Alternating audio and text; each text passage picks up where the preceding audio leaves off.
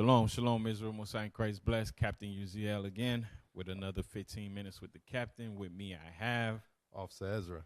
All right, we're going to be going over sexual sin. We're going to focus on fornication, all right? There's a lot of brothers and sisters falling into that sin, which is fornication. Let's start with 1 Corinthians 6 and 13, all right? The book of 1 Corinthians chapter 6, verse 13. Meats for the belly, and the belly for meats. But God shall destroy both it and them. Now the body is not for fornication. Now the body is not for fornication. Go ahead. But for the Lord. Your body is on a lease. It's on a lease from the Most High. It's from a lease from the Lord. It don't belong to you. That's why it says the body is not for fornication, meaning the body that you're leasing from the Most High, he don't want you just ramping up all kind of mileage on there. If you're a woman, your body's meant for one man. If you're a man, your body's meant for one woman. It's not meant for fornication. You trying this, trying that. It don't work with her. You're back with her, and then you're back with this one. You trying with this one. It's not meant for that. It's not meant for the way the world has us thinking about marriage and sex. Your body is not meant for that. That's why we fall ill to the sexual transmitted diseases. All right, your body's not meant to be racking up all kind of bodies and mouths. All right, keep reading. But for the Lord, and the Lord for the body. And the Lord for the body.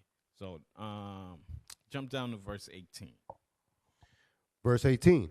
Flee fornication. Every sin that a man doeth is without the body. So almost every sin that you commit, you're not committing it to the body per se. Go ahead. But he that committed fornication sinneth against his own body. So when you fornicate, you're using your body to fornicate. All right. So that's why it says you sinneth against your own body. It goes back to the verse we just read in 13. That body is on a lease. It's not meant for all those for you to be defiling it with different bodies. You're committing adulteries and fornication and all those things. It's not meant for that. It may be pleasurable, but it's sin. That's why the scripture says sin is pleasurable, but that's not what it's meant for. That's why single brothers, single sisters, y'all have to be patient in y'all proving process. Or if you're in the stage where you have to get yourself right before you even think about marriage, that's what you have to do. You got to get yourself right, go through that process, go through that your burning stage, remain faithful, and not fall into sin. Keep reading. Verse 19. What? Know ye not that your body is a temple of the Holy Ghost, which is in you? So your body's a temple, which your body's a temple of the Holy Ghost, which is in you. Go ahead. Which ye have of God, and ye are not your own. You're not your own. You're not. Your body is not your own for you to do whatever the heck you want with it, committing fornication, adultery, and all kind of wickedness. Go ahead. For ye are bought with a price. Therefore glorify God in your body. Jump to 15.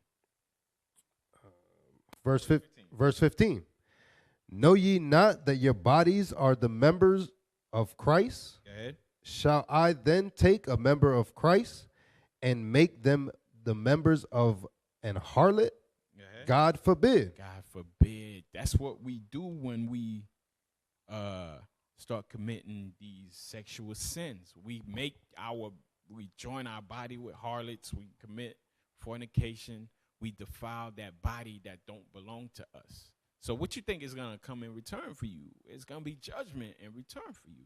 Let's go to jump to chapter 7, 1 and 2. 1 Corinthians 7, verse 1. Now concerning the things whereof ye wrote unto me, it is good for a man not to touch a woman. So if a man can contain and discipline himself not to lust after a woman, the scriptures say that's good. If you can you can get to the point where you're all about doing the work, you're gonna be focused on all about doing the work.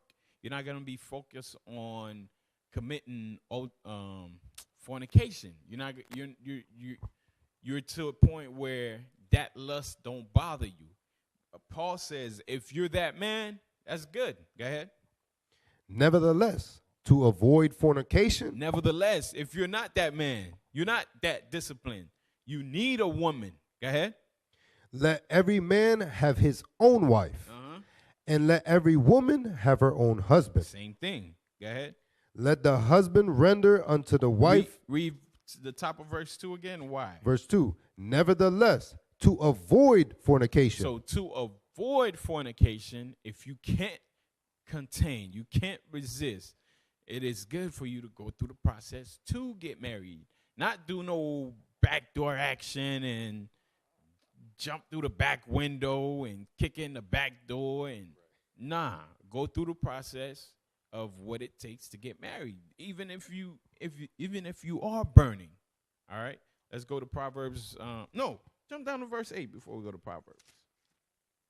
Chapter 7, verse 8. 1 Corinthians 7, verse 8. I say therefore unto the unmarried and widows, it is good for them if they abide even as I. So the same thing with Paul. If you remain unmarried. Go ahead. But if they cannot contain. If you can't contain, you can't resist your lust. Go ahead. Let them marry. Go ahead. Get married. Go through the process. Get married. Marriage is a beautiful thing. That's how we build a nation. But you have to go through it correctly. Right. Not on your own. Not jumping in a sister's DM. Not stalking a sister. Not tricking a sister. Same thing with sisters. Not tricking brothers. Lying to brothers. Telling brothers you got one kid when you got 10 kids. Being honest, going through the proving process, and getting married rightfully. Keep reading. For it is better to marry than to burn. It's better to marry than to burn. But you don't want to burn and be out of the spirit and do things wrongfully in how you get married. All right. Now let's go to Proverbs 25, verse 28.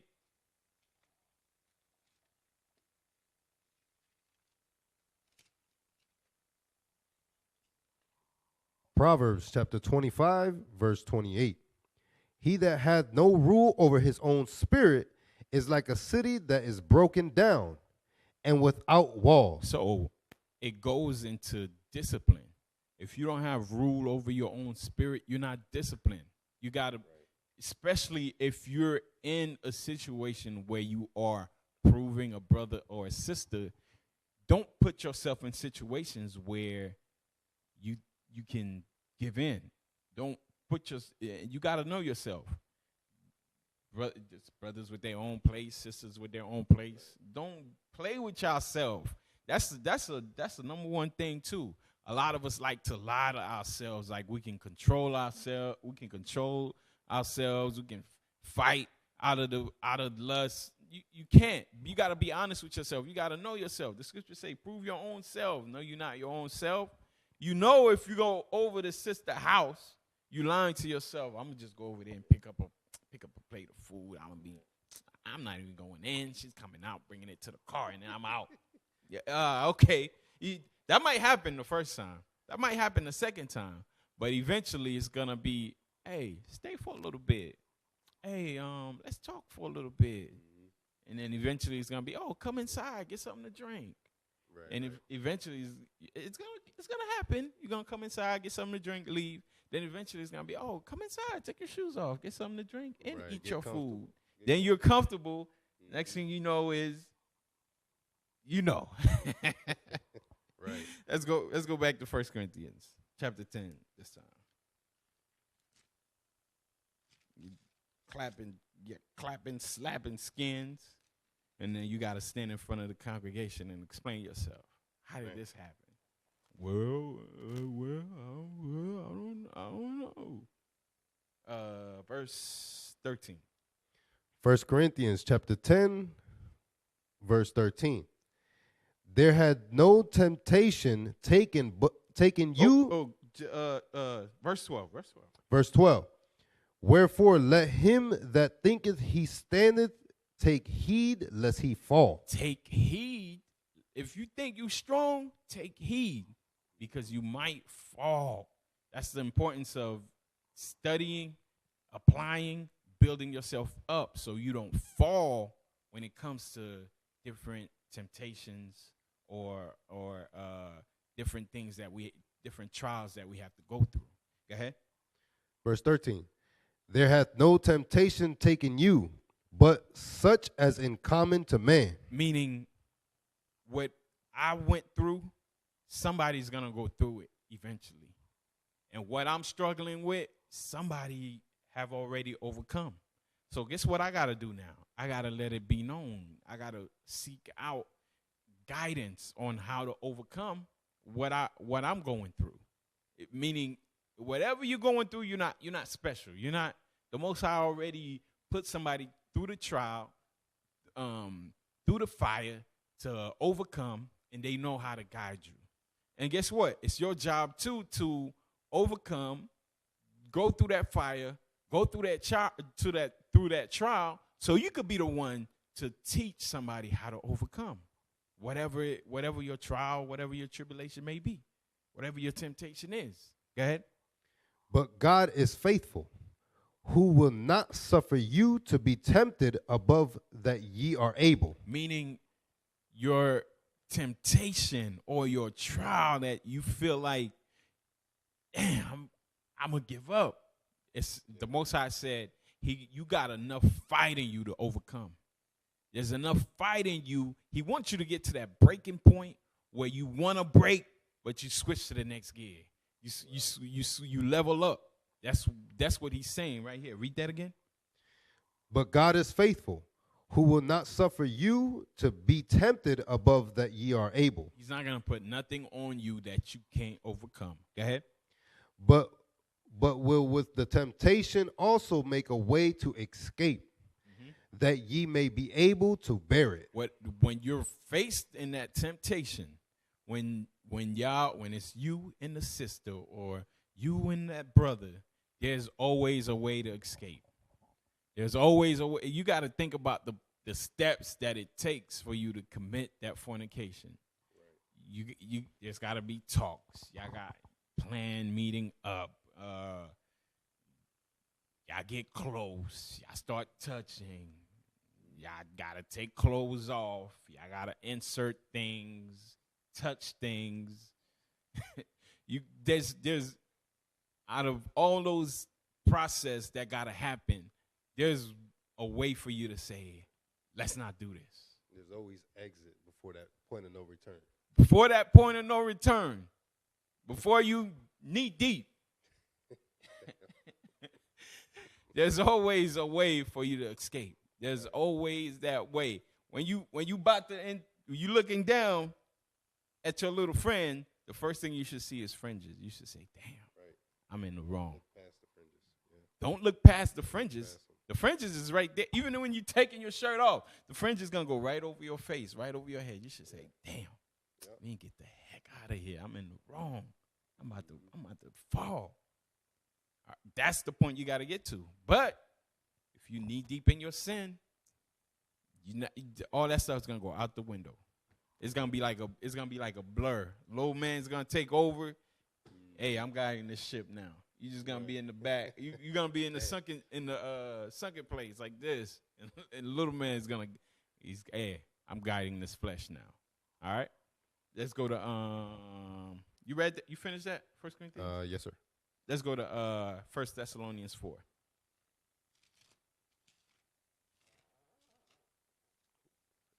Verse 3.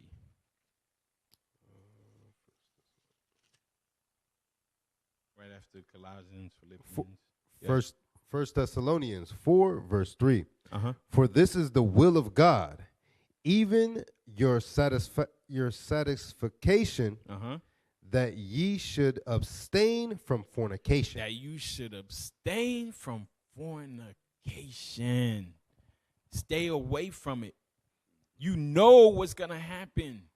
You know what's going to happen. You and her get along. Y'all know what's going to happen. You know what's going to happen when that ex from the old world hits you up, want to see how you doing, want to see, hey, what's this called? Oh, you said the truth? What? Israelites? That's interesting. Come over and you want to come over? You want to come over? You know where the house at, right? Yeah, the key's still in the same spot. Come over. Come show me. Come show me this Bible. Next thing you know is you back to the old thing. Skins clapping. And you like, damn. Read that again. Verse 3. For this is the will of God, even your satisfaction, that ye should abstain from fornication. You should abstain from fornication. Why? Hebrews 13:4. There's a reason why he wants you to stay away from fornication. We read it a little bit. One, your body don't belong to you. He don't want you just racking up all kind of it's like a lease car. They tell you, all right, you're going to have this car for 3 years. Right. Year 1, 2, 3, you can't go over this certain amount of miles in the car. And we want you to bring the car back, same shape, same position, same thing same condition, you got it. Same thing with the Most High. All right, you got this body. I'm giving you this body. Only one woman for you for this body. Only one man for you for this body, sister. The same thing. I don't want you racking up all kind of miles with this body. Right. Next thing you know, your sister returning the lease body. The dang on interiors look like roast beef. Yeah, man. He didn't make it for that. That's why he says abstain from fornication. Read that. Hebrews chapter 13, verse 4. Go ahead. Marriage is honorable in all, but the bed undefiled. But whoremongers and adulterers God will judge. That's why we have those high rate of STDs, baby mama drama, baby single parent homes, the kind of problems that single parent homes create. You coming in this truth, you knowing that. That's the thing. You're knowing that. You have knowledge to that. What happens to us when we are in a single parent home? We're raised feeling neglected, we're raised to the point where it's not humane. Like, no child should be raised in that predicament, being raised by single mom, aunties, especially our males. They grow up to be effeminate. They don't know how to deal with men. You talk to a boy manly, he's all emotional. They kill one another. You knowing that, you're doing the exact same thing. You just got fringes with a Bible on, with Bible. You're doing the same thing that people in the world do. You shouldn't. You should be transformed to the point where you know what you're facing is trials. You know what you're facing is your temptation. You should know that and fight it. Read that again. Hebrews 13, verse 4. Go ahead. Marriage is honorable in all, and the bed undefiled. The bed is whatever, strawberries, whipped cream, whatever. Y'all want whatever you and your wife want to do, as long as there's no role reversals, you're not introducing anybody else, you're not introducing animals. Y'all are clean in the sight of the Lord. Take your time, and you and your wife, y'all can have all the fun y'all want. Right. Y'all can play cops and robbery, whatever. You know what I'm saying? The bed is undefiled. But you have to go through that process to do it correctly. Or y'all, I guarantee you, that's why backdoor marriages don't work. One or the other is always going to have that feeling, damn, he or she trapped me. Or he or she tricked me into this marriage. Or, damn, I should have took my time. This woman is not what I thought. Everybody goes to that regret stage when you do that backdoor marriage. That's why you have sisters calling their husband beach at bands, right? Calling them bands, slapping them in the face. Same thing with sisters. You have sisters that rush marriage and they fall and they end up with a brother that abuses them physically and financially and verbally because you didn't take your time, you didn't take counsel, you rushed things. You followed after your lust. 2 Peter chapter 2 verse 9. The Lord knoweth how to deliver the godly. The Lord knoweth how to deliver the godly out of temptation. So the Lord knows how to deliver the godly out of temptation. We read it in 1 Corinthians 10, right? There's always a way out. Whatever he puts on you, he knows that, all right, they got enough fight in them to overcome. Let's see if they overcome. Go ahead. And to reserve the unjust unto the day of judgment to be punished. But he knows if you remain unjust, there's a punishment for that. All right? Let's go to James 1, verse 2. James 1, verse 12. James chapter 1, verse 12. Blessed is the man that endureth temptation. It says, blessed is the man that endureth temptation. Go ahead. For when he is tried, he shall receive a crown of life, which the Lord hath promised to them that love him. Yeah, read verse 13 now. Verse 13. Let no man say when he is tempted, I am tempted of God. Go ahead. For God cannot be tempted with evil, neither tempted he any man. But every man that is tempted, when he is drawn away from his own lust. So it's your own lust. When you're being tempted, it's through your own lust. That's why you have to fight. It says, blessed is the man that endures temptation. You got to find a way to endure that temptation. All right, go ahead. And enticed, when lust hath conceived, it bringeth forth sin. You see that? After your lust take you to that brother's house, after your lust take you to that sister's house, guess what's going to happen? Sin's going to happen. All right, let's go to Hebrews 2 and 18. Hebrews chapter 2, verse 18. For in that he himself hath suffered being tempted. He is Christ. Go ahead. He is able to succor them that are tempted. So Christ himself was tempted, right? It says in all manners of diverse things, right? He was tempted himself, but he left that perfect example for us to fight and overcome our lusts. Hebrews 4:15. Hebrews chapter 4, verse 15.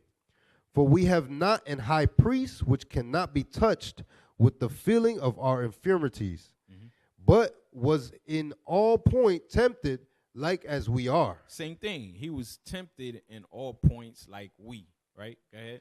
Because he walked in the flesh. But he left that perfect example for us to fight those temptations. How? He fasted, he prayed. So we have those examples as well. Fast, pray, seek out guidance, counseling. Go ahead.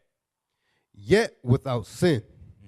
Let us therefore come boldly unto the throne of grace, that we may obtain mercy and find grace to help in the time of need. To find grace and help in the time of need. When you think, man, I can't take it no more, there's help in that time of need. All right? I pray we all learn something from this and that we fight our temptation, fight through our trials. All right? With us fighting and remaining out of sin, guess what? The Most High can fight for all of us. All right? All right, with that, we say shalom. We used to scream black power while Heron was pushed. But at the end of the day, nothing's in vain. IUIC has been given a vision. The tents of Judah has risen. Many has attempted the mission, minor murmuring, omitting, and missing the mark. Just reading that he had the flame of fire in his eyes gave us the spark. We on Paul's mission. We out on the road, purple and gold, from Mexico, Cuba, Haiti, Ghana, Sierra Leone. 144,000 boots banging, concrete crackling. These are our men repented at heart. The scriptures is proof. IUIC, we deliver the truth.